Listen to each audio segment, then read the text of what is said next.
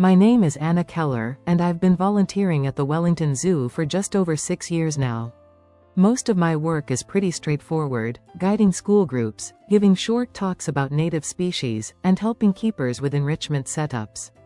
It's not glamorous, but I love it.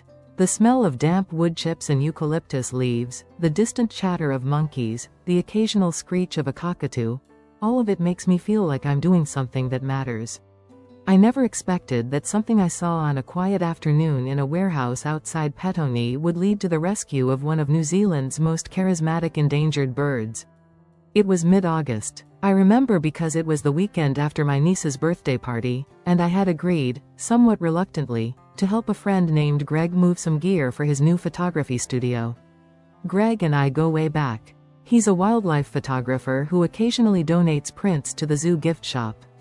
He had rented space in a semi-abandoned industrial lot, a mix of garages, storage sheds, and freight containers, trying to save on costs. We pulled up in his rattling van and started unloading lights, softboxes, and tripods. That's when I heard it, a harsh, unmistakable screech. Not the cry of a hawk or gull. Something else. I froze. Greg didn't notice it, but to me, it was a sound deeply familiar. I'd heard it at the aviary countless times. Kea. My stomach dropped. The kea isn't just any bird. It's one of the world's only alpine parrots, intelligent, bold, mischievous. You don't just have a kea in the middle of an industrial warehouse. They're protected under New Zealand law, classified as endangered, and under strict Department of Conservation regulations. Possession without a permit is illegal, plain and simple. I looked around, trying to pinpoint the sound. A second screech came, softer this time, like the bird was tired. I walked toward the back of the building, past shuttered units and crates stacked like tombstones. The noise came again. This time, I was sure. The bird was close. I don't remember feeling afraid, just wired. Alert. My fingers were cold despite my gloves. As I rounded a corner, I saw an old container with its door cracked open. Inside, the light was dim, but my eyes adjusted quickly. There he was, a juvenile kea, green body, hints of orange under the wings, ruffled feathers, dull eyes. In a too small cage barely bigger than a microwave. No toys, no perch, and a crusty bowl of what looked like dog kibble. The air smelled like rust and ammonia. He looked up at me. Not startled, just watching. My phone was already in my hand. I took pictures, cage, bird, location markers, and texted them to Claire Nata, a senior keeper at Wellington Zoo. I didn't include a caption. She'd know what she was seeing. Then I called Doc's wildlife crime hotline. I wish I could say that rescue happened in the next 5 minutes, that officers swooped in like in the movies. But it took 4 hours. I stayed parked outside with Greg, who quickly understood the gravity of the situation. We left the van there and walked to a nearby cafe, checking back every half hour. I felt like I had a lump in my throat the size of a grapefruit. When the officers arrived, plainclothes, but carrying official doc IDs, they let me show them the container. They didn't say much, just took my statement, bagged the food bowl, and gently loaded the cage into a covered transport crate. The kea didn't resist. He barely moved. 2 days later, I was back at the zoo. I hadn't heard anything, and frankly, I didn't expect to. Volunteers aren't exactly in the inner circle. But Claire saw me during my lunch break and pulled me aside. "He made it," she said. "Is he okay?" I asked. She hesitated. "He's malnourished, stressed, some wing bruising, no microchip, no tags. But he's strong. He's a fighter." I asked if he had a name. "We're calling him Pablo," she said, a small smile forming. "For now." And that was the beginning of everything. Pablo wasn't just another bird rescued from illegal captivity. He became something else entirely. But I'm getting ahead of myself. When Pablo first arrived at the zoo's quarantine wing, he was skittish, as expected. He flinched when humans came close, but what alarmed the staff more was how quiet he was. Kea are famously vocal, like toddlers with wings. They cackle, tease, demand attention. Pablo barely made a sound. It was as if something had been taken from him that he didn't know how to get back. The vet team did a full workup, blood tests, parasite screens, x-rays. They found healed fractures on his right foot, most likely from trauma. His talons were overgrown, another sign of long-term cage confinement. It was clear he hadn't seen daylight for months. He stayed in quarantine for 3 weeks. During that time, only a handful of people were allowed access. I wasn't one of them. But I kept asking questions, kept reading the reports posted on the keeper board. I learned that he had started responding to one of the staff's voices, Miriama, a young keeper with a calm energy and a habit of talking softly to the animals. After a week, Pablo had taken food from her hand, small pieces of kumara and banana. By week 2, he chirped when she entered the room. This was progress. Eventually, Claire allowed me to join one of the early enrichment sessions, mostly because she knew I was obsessed with Kea behavior and had helped build enrichment puzzles for them before. Pablo didn't approach me, but he watched. His eyes followed every movement, every tool we laid out: puzzle boxes, foraging tubes, mirrors. It was subtle, but unmistakable. Curiosity was flickering back to life. One of the most unforgettable moments was when Pablo finally played. It happened during a quiet morning. I was in the corner of the room while Miriama set up a cardboard box filled with shredded paper and small treats. She left the box nearby and walked away, pretending not to notice him. He stared at it for a long time, head cocked. Then, in one graceful hop, he landed beside it. He tore into that thing like it was prey. Shreds flew. The treats disappeared fast. And then, clear as day, he gave a short, sharp squawk. It was a sound that made Miriama and me exchange wide-eyed glances. Pablo had spoken. The emotional impact of that moment is hard to describe. It wasn't just that the bird had recovered enough to engage. It was what it symbolized: resilience, recovery, a return to his nature. From that day forward, Pablo changed. He became more vocal. He played with toys. He started responding to his name, well, sort of. He responded to voices that carried warmth. He challenged puzzle boxes like he was born to do it. Each success built on the last. He gained weight. His feathers grew sleek. His eyes lost their dullness. But something else happened too, something we hadn't planned. Pablo connected with people. Unlike other rescued Kea who might shy away from public spaces, Pablo showed a remarkable comfort with human presence, specifically when education staff visited with school groups. From behind the observation window, he would watch children. Sometimes, he mimicked their laughter. He tilted his head, mirrored their movements. It was uncanny. Not trained, just innate. That's when Claire had the idea. "What if we made him part of the education program?" she said one afternoon. Not as an exhibit, as a story. That idea sparked a conversation that would change the way our zoo talked about wildlife crime, conservation, and the human impact on endangered species. Pablo's story didn't become public right away. After all, wildlife cases that involve illegal trade usually require a bit of caution.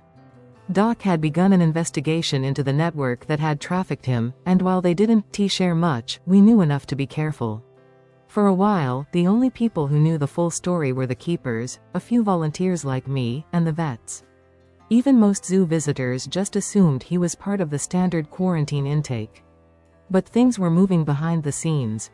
After Pablo's behavior stabilized, a team from the zoo's education department began drafting a new module for their endangered species program. The idea was to use Pablo's rescue, not just his species, to talk about wildlife crime in Aotearoa. Not in an abstract, theoretical way, but as something that happened here, in our backyard. It was bold, risky even. Zoos often avoid using terms like black market and trafficking when addressing younger audiences. But Claire and the team believed that honesty, told with care, could be a powerful educational tool. Pablo wasn't just a face. He was the proof. Meanwhile, I kept volunteering. I wasn't part of the formal team designing the education unit, but they let me sit in on a few sessions. I shared what I'd seen the day he was found, helped vet the language they were using, and even offered to lead pilot sessions for older students. But the most transformative work wasn't happening in meetings or whiteboards. It was happening in the aviary. Pablo had been moved from the quarantine area into the off-display section of the aviary, still closed to the public, but larger, more naturalistic. The other Kea were kept separate for the time being. We didn't know how he'd interact with them, especially since he'd been alone for so long. But the goal was always eventual integration. At first, it didn't go smoothly. When we introduced a female Kea named Rua into the neighboring enclosure, Pablo displayed a mix of behaviors: curiosity, excitement, and, at times, defensive posturing. He didn't attack or scream, but he made it clear he wasn't ready to share space. It took 2 more months of slow, carefully managed interactions before we felt confident enough to let them into the same space. To our relief, it went better than expected. Pablo watched Rua, mimicked her movements, and even followed her as she played with hanging toys. There were small squabbles, sure, some beak jousting and territorial wing spreading, but nothing abnormal. Within a week, they were engaging in mutual preening. It was a massive milestone. Socialization, especially among parrots, is crucial. Kea are communal birds in the wild, forming tight-knit flocks and engaging in group foraging. Pablo's ability to bond after so much isolation was a testament to how much resilience he still had in him. Around that time, I started leading school sessions again, this time with Pablo's story as part of the presentation. The zoo's education team had built an indoor-outdoor classroom near the aviary, with interactive exhibits about illegal wildlife trade, habitat destruction, and species protection laws. One display featured a replica of the crate Pablo was found in. It was small, rusted on the corners, and chillingly real. I remember the first time I saw a group of Year 10 students gathered around it, running their fingers along the metal bars. "This is what he lived in," I told them. For months. They were quiet. Some didn't make eye contact. Others looked at Pablo, who was perched behind reinforced glass just a few meters away, calmly destroying a pine cone. "And now look at him," I said. "He made it, but most don't." The effect was visceral. You could see the shift, not just understanding, but emotion. The educational team was right. Telling the truth, grounded in a real animal, mattered. Soon, school bookings for the program were full 3 months out. I'd often stay after the sessions to answer questions. Students asked smart things, about the black market, about how birds were smuggled, about what they could do. One boy asked if Pablo would ever go back into the wild. I had to explain that no, he wouldn't. Too much human contact, no known origin point, and too many risks. But maybe, I said, his story helps others stay in the wild. Pablo was already becoming a symbol. What surprised all of us was how fast the story spread. It started small. A local paper ran a piece on the new education program. They didn't name the bird, but they used a stock image of a Kea and quoted Claire about the importance of awareness. A week later, a journalist from RNZ requested an interview. By the end of that month, Pablo had been featured in 2 radio programs, a conservation newsletter, and a podcast about wildlife crime in New Zealand. Still, the zoo stayed cautious. They didn't release specific details about the warehouse, or about the people involved in the trafficking case. Doc was still investigating, but behind the scenes, things were heating up. I found out through Claire that Pablo wasn't the only animal found in that warehouse. During a secondary sweep of the storage units, dock officers had uncovered cages containing exotic parrots, mostly macaws, a few cockatoos, and, to everyone's shock, a young tuatara. The smugglers had been operating a pipeline to Asia, where rare New Zealand species fetch outrageous prices on the black market. What set Pablo apart was that he had survived long enough to be noticed and rescued. The arrest came quietly, months after the initial seizure. 3 men were charged under the Wildlife Act. I read the article twice, numb. The details were horrifying: evidence of long-term trafficking, involvement with international buyers, forged documentation. What chilled me most was that they had photos of Pablo.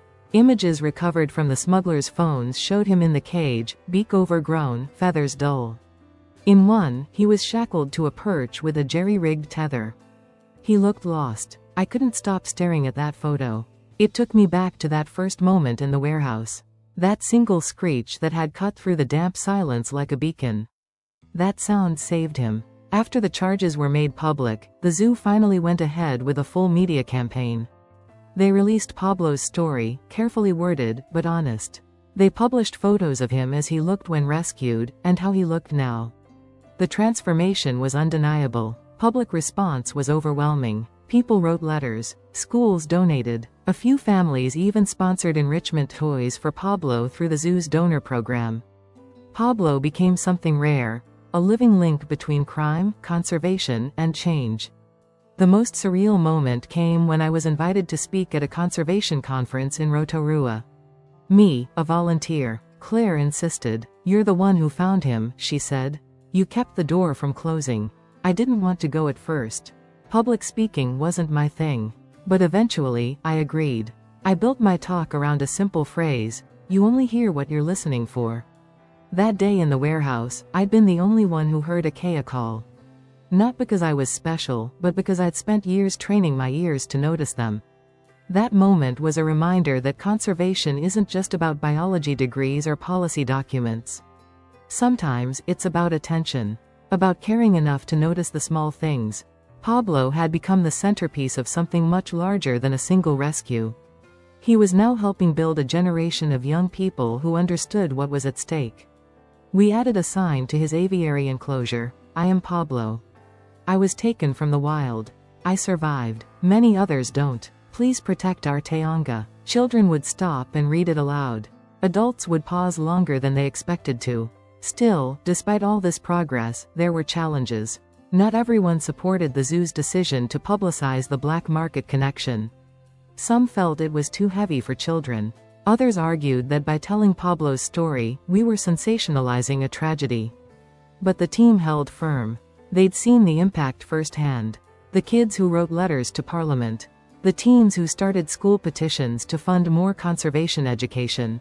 The ripple was growing. And through it all, Pablo thrived. He wasn't tame. That's important to say. He didn't want to be touched. He had his moods. But he was expressive, engaged. He shredded puzzle feeders like a master locksmith. He squawked when he heard Miriama's voice. He preened Rua and sometimes stole her food. He was a bird again. Not a prop. Not a prisoner. A bird. There's a rhythm to life at a zoo that most visitors never see. Long before the gates open, before the kids in bucket hats run squealing toward the meerkats or the parents shuffle along reading signs aloud, there's the sound of keys jangling. Of keepers pushing carts. Of radio check-ins, hose sprays, and breakfast buckets. It's a quiet hum, focused, methodical. For those of us who work behind the scenes, it's where the real heart of the zoo lives. By the time Pablo had spent a year in our care, he'd become a part of that rhythm. Not just a recovery story or a talking point in the education center. He was part of the daily flow.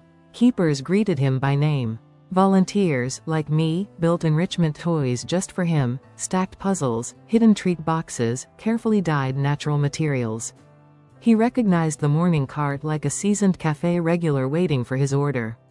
But perhaps more than anything else, Pablo had become a symbol of how deeply intertwined care and purpose could be.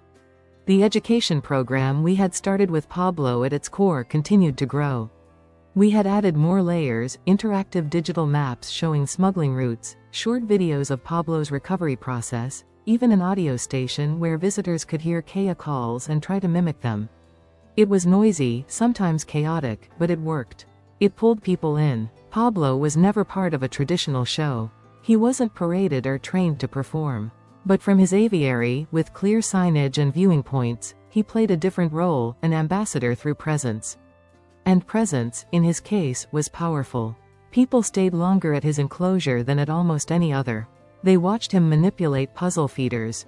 They pointed as he flipped over bark to find treats. They marveled at his problem solving. One weekend, a boy named Ezra returned for the third time with his parents. I recognized him because he'd written Pablo a letter months before, which we'd pinned to the staff room wall. In it, he had promised to become a lawyer for animals. This time, he brought a poster he had made at school, hand-drawn maps showing where illegal animals are sold, along with photos he'd printed of Pablo. "He's the reason I want to do something," he told me quietly. That moment stayed with me. It was becoming clearer. Pablo wasn't just helping change how people saw wildlife crime, he was showing them that change was possible. That even a creature once left in a metal box could heal, could connect, could inspire. But it wasn't all upward momentum. In late winter, Pablo developed an infection. It started as swelling near his beak, barely visible at first. But within a few days, he became lethargic. He refused food, stayed perched for hours without movement, and stopped vocalizing altogether. The vet team acted quickly: fluid samples, antibiotics, a temporary transfer back into the behind-the-scenes hospital enclosure. Everyone was on edge. Even the keepers who'd seen dozens of birds come and go admitted they felt personally invested. "He's not just a patient," Claire said. "He's Pablo." We prepared for the worst. For over 2 weeks, Pablo's condition hovered on a knife edge. The infection was bacterial, resistant, stubborn. He was dehydrated. His weight dropped. A decision was made to administer IV fluids, a delicate procedure for a bird as intelligent and uncooperative as Pablo. But it worked. Slowly, his strength returned. The first time he squawked again, an abrupt, slightly irritated noise at a vet reaching into his space, Miriama cried. Just a little. Silently, in the observation booth. I pretended not to notice. After nearly a month, Pablo returned to his aviary. Rua, his companion, had clearly noticed his absence. The moment they were reintroduced, she approached slowly, then began preening his neck, a delicate gesture of trust. It was one of the most beautiful things I've seen. By then, word of Pablo had spread well beyond our city. Schools across New Zealand had incorporated parts of his story into conservation units. Doc launched a campaign using his case as the foundation for educational materials aimed at deterring wildlife trafficking. Even Air New Zealand featured a short video about Pablo on their domestic in-flight entertainment system. We received emails from overseas, from conservationists in Malaysia, wildlife officers in South Africa, students in Canada. All asking for materials, for details, for ways they could build something similar. All because of a bird found in a cage, in a warehouse, in the middle of an ordinary day.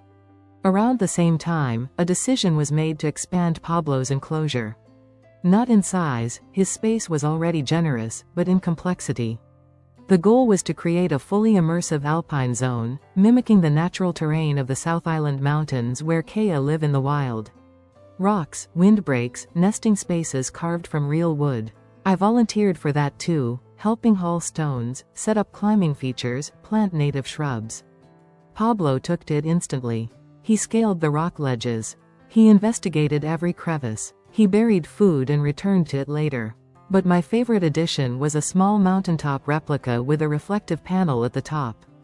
Kea are fascinated by their reflections. Some interpret them as rivals, others as companions.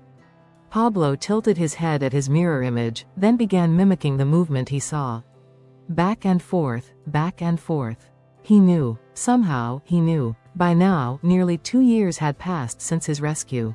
I often thought about how slim the odds had been. One different decision that day, if I hadn't gone with Greg, if I'd ignored the noise, if I'd brushed it off, and Pablo would have vanished into the black market pipeline. A bird that clever, that social, locked in a foreign cage somewhere, wasting away in silence. But that didn't happen. Instead, we had him. And he had us. Eventually, I was invited to speak again, this time at Parliament. The Conservation Committee was reviewing new legislation around wildlife trafficking penalties, and someone in the doc circle had shared Pablo's story with them. They wanted to hear firsthand how a single case had made ripples far beyond a zoo fence. I was nervous. I practiced in front of my kitchen mirror, printed out photos, even wrote a script. But when the moment came, I didn't use any of it. I just told the story. I described the cage, the smell, the screech, the way he looked at me, the silence he carried with him when he arrived at the zoo. I described how he changed, not just his behavior, but the people around him. The children who wrote to us. The keepers who found hope again. The community that began to care. When I finished, the room was quiet. Then someone said, "Thank you." That was more powerful than anything in the policy brief. Maybe it was. Or maybe it was just real. That's what Pablo had taught us. Reality moves people, if you're willing to show it to them. He's still there today, older now, his eyes a little slower to track, his feathers not quite as bright as they were in that first spring of recovery. But he's still sharp, still playful, still Pablo. Some days I'll sit by his aviary after my shift and just watch. Visitors come and go. Kids press their noses to the glass. Adults ask staff the same questions we've answered for years. Is that the one? The rescued one? And someone always says yes. Yes, that's Pablo. And as they walk away, they talk differently. A little softer. A little more alert, like maybe they're starting to listen for things they never noticed before. Just like I did.